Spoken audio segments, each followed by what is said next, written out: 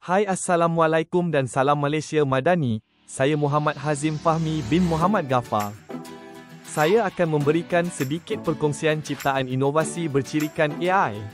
Drone, pen plotter kreatif untuk aplikasi seni visual. Kita lihat berkaitan pengenalan. 1.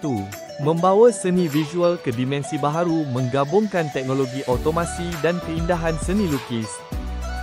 Kedua ialah menghasilkan lukisan seni digital secara fizikal, termasuk potret, ilustrasi, corak geometrik dan pelbagai seni visual lain. Membangunkan sistem yang dapat menghasilkan lukisan seni berdasarkan imej digital seperti potret, kartun, corak dan lain-lain. Objektif ciptaan drone ialah: pertama, menawarkan platform mesra pengguna bagi pemilihan imej dan pen jenis untuk dihasilkan sebagai lukisan. Kedua, memperkenalkan teknologi otomasi dalam penghasilan seni visual. Yang terakhir, menjadikan idea inovasi sebagai sumber produk keusahawanan. Metod yang digunakan konsep kitaran yang melibatkan 5 item.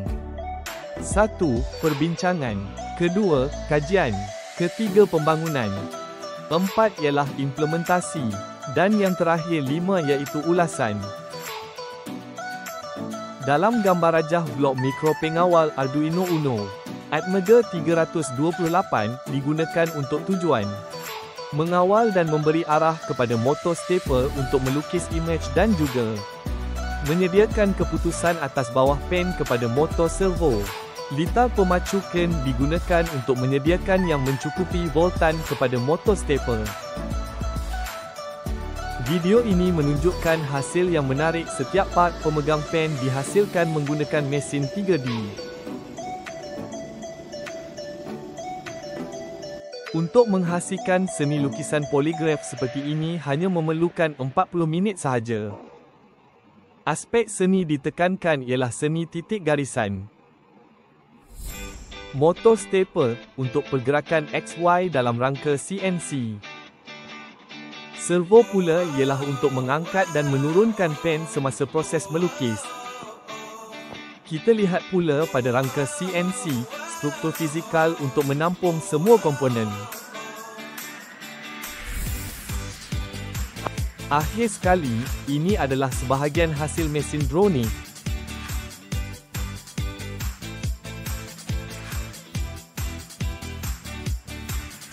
Drone telah melalui ujian pengesahan pakar.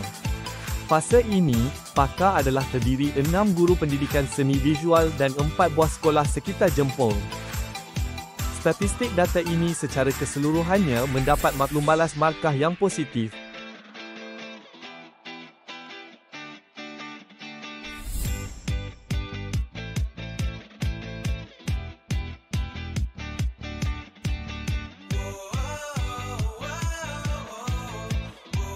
Kesimpulan hasil kajian inovasi ini ialah peranti yang berguna dalam bidang grafik, lattes dan imej B.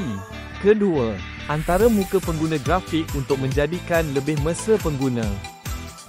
Terakhir, kita dapat lihat permintaan tinggi terutamanya untuk pemberian cenderahati majlis korporat.